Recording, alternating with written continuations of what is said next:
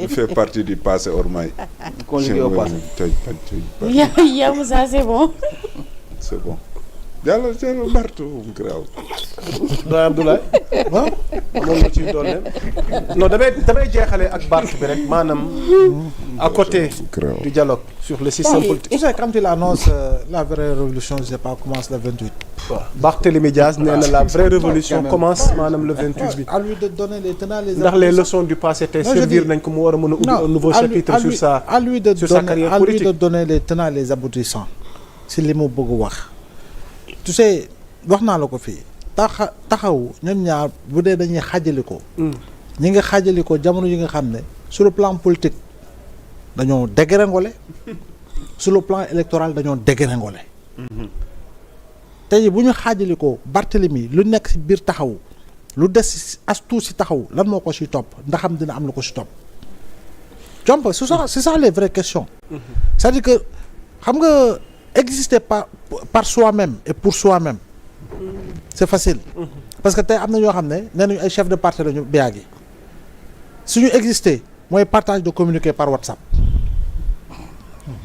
ak publication du communiqué si seen mur Facebook jeex na liggéey gis nga parti da nga koy tabax da ngay liggéey nga tabax parti da ngay wax ak Sénégal yi argument bi tax ñu nga mën leen convaincre Trump tey jii nii man des fois ñu baal ma si jàmm baal ma quoi des fois dafay mel da nga énervé woo alors que tey l'enjeu pour moi Sénégal dans un an à peu près wala vers la fin de l'année il y a une compétition ouverte boo xam ne Sénégal da ko war a gagner xam nga mooy lan mooy la présidence de la commission de la CEDEAO c'est un enjeu diplomatique on n'en parle pas.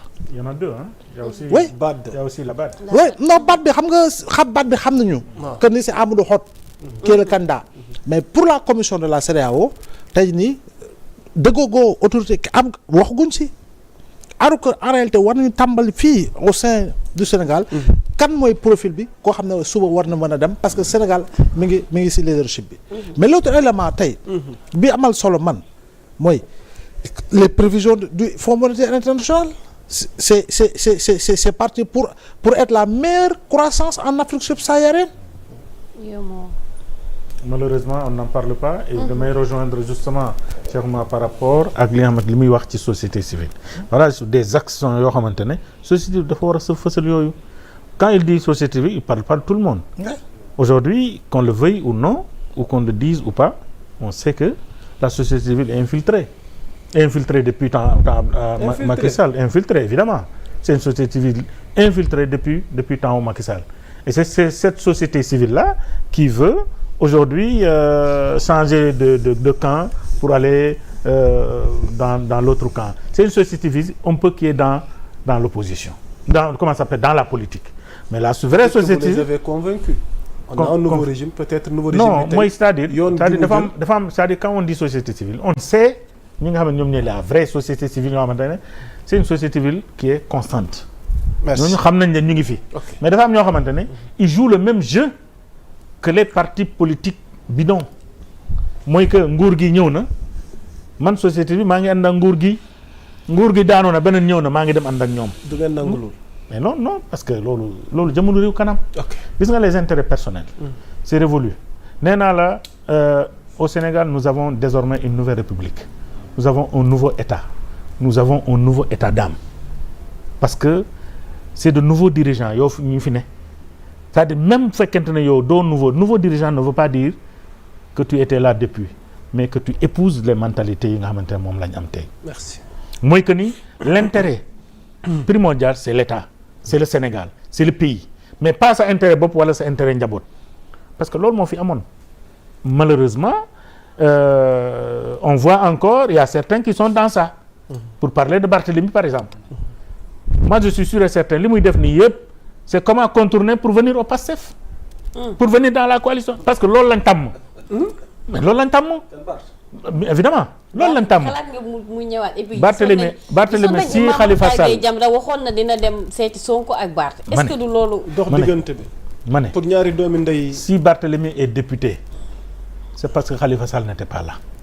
si Barthélemy est maire, c'est parce que Khalifa n'était pas là. On est d'accord? Quand il parle de vraie révolution, qu'est-ce qui a fait que lui, il est devenu maire? Qu'est-ce qui a fait que lui, il est devenu député à l'Assemblée nationale? C'est la vraie révolution. C'est le patriotisme. C'est le bëgg sa réew. Loolu moo ko indil. Parce que on se souvient encore de cette élection législative, de ces élections municipales. Qui a battu campagne pour tout le monde? Ousmane Sonko. L'intercoalition Yewwi Wallu. Ensuite, ça c'était les législatives. Mais d'abord les locales. Les locales, c'était quoi? C'était une coalition. Ousmane Sonko était candidat à Ziguinchor. Mais ñaata jours la battre campagne à Ziguinchor où il était candidat. Yeneen gox yi tout le monde était candidat. Même à Dakar fii Ousmane Sonko a battu campagne pour que Khalifa Sall gagne. Pour que Barthélémy Dias soit maire. Révolution dina ëpp loolu. La révolution qu'il veut incarner mooy comment aujourd'hui mettre les choses, contourner ainsi de suite pour mën a ñëw jiitu Khalifa Sall dans l'attelage gouvernemental, dans le pouvoir. Pour moom tant que mu ngi ci ginnaaw Khalifa Sall bu fekkee Khalifa Sall mu ngi ñëw mu ngi dellu si waat fa nga xamante ne fa la amoon dayo mu jógee ci conglomérat boobu mu ne xaaral ma jiitu ko.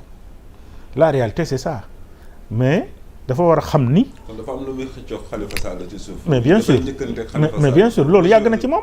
loolu yàgg na dans le kii li muy wax nii dans le mbow li muy wax dans le nu mu tudd le takku. taxaw dans le taxaw. mais dafa am ñoo xamante ne dañoo toog ndax Barthélemy parce que na mu doon doxale la. nous sommes tous des Sénégalais on sait ñooñu tey waxoon nañ ni Barthélemy lu muy teg c'est pour prendre la place à Khalifa. Comme que Khalifa jóge na kaso ba pare na bëggul céder place bi alors que Barthélemy boobu la bëggoon loolu moo tax mu mën a xaaral ma ber sama daara nag xool nu may def pour mën a bokk ci nguur ndax dafa am ñoo xam ne nguur lañ mën a bokk mënuñu opposé wu. Barthélemy boo gisoon tey ba léegi mu ngi woon ci opposition c'est parce que dafa am fu mu téye woon mooy mairie de Dakar. Il n'est plus maire, il n'est plus député. Lu muy def opposition mënu ko antanu ko. Donc c'est aujourd'hui moom li mu mën li mu bëgg mooy ñëw. bokkaat. jeex na. Mass Barthélemy li mu woote ak yoon wi mu nar a jël nouveau chapitre gi mu bëgg bind ci carrière politique am tàggalikoo bi jarul ñu ciy delluwaat am na ba noppi peut-être bu fekkee xam nga lu ko sabab. ak bés bi nga xamante ne tànn na ko parce que bés bi tamit c'est pas anodin c'est symbolique ndax nouveau régime bi ci lay dajeek les forces vives de la nation pour waxtaane système politique gu réew mi lan nga ñu ci mën a dolli. waaw Barth daal man dama jàpp ne day caaxaan. Barth qu'est-ce qu'il pèse politiquement. loo gis Barth lan mooy poids électoral am. Barth mosul gagné dara wax la ma lu Barth mos a gagné mosul gagné dara. ah bi muy jël mairie Mermoz Sacré-Cœur. waaw mais xanaa Mermoz Sacré-Cœur man bi may wax gis nga ci wàllum mairie de Dakar bi. ah ok je dis que ne tey jii mais ñëpp xam nañ ne diggante moo Khalifa Sall mais le choix de Khalifa Sall c'était pas Barthélémy Diaz c'était Soham Wardini. exactement. n'est-ce pas mais Barthélémy Diaz mais électorat Pastef ñoo ko teg fi mu teg Ousmane Sonko moo ko teg maire Dakar.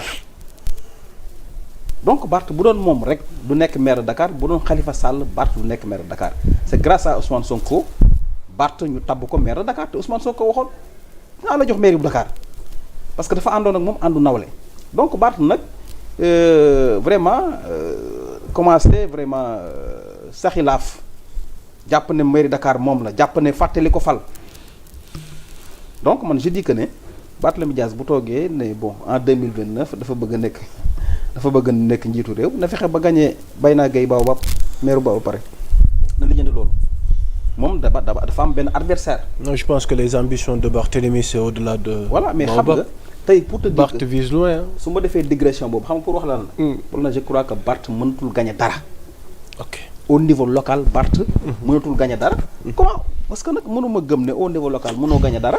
nga taxaw ne en 2029 da nga bëgg a nekk njiitu réewu Sénégal ban Sénégal lay wax déjà loolu je crois que dafa jaawle peut-être en 2069 lay wax wala 2000 leneen lay wax.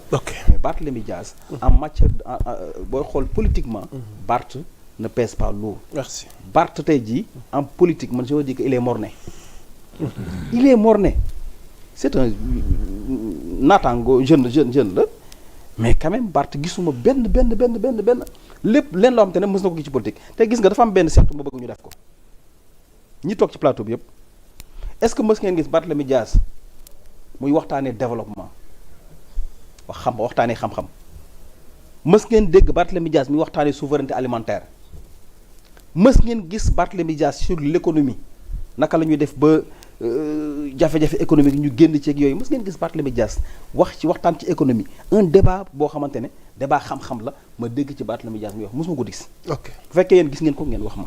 merci léegi nag koo xamante ne tey jii amul gisuma benn paquet d'activités bu mu mën a indil Sénégal gisuma tey jii lan la mën a en terme politique lu mu mën a indil Sénégal mu ne dafa bëgg nekk président 2029 kooku dafa mën ne kuy jaaxaan di saw voilà ñëpp tooy yaa njëkk a tooy donc je pense que Barth doit revenir à la raison wax dëgg yàlla xoolaat boppam ci wàllu politique parce que politique lu ay guerrier la maay booy Dakar waaye nangam ak tabaxi duus loolu du politique fa ngay base politique ba pare soo ko mën a affirmer wu foo mën a dem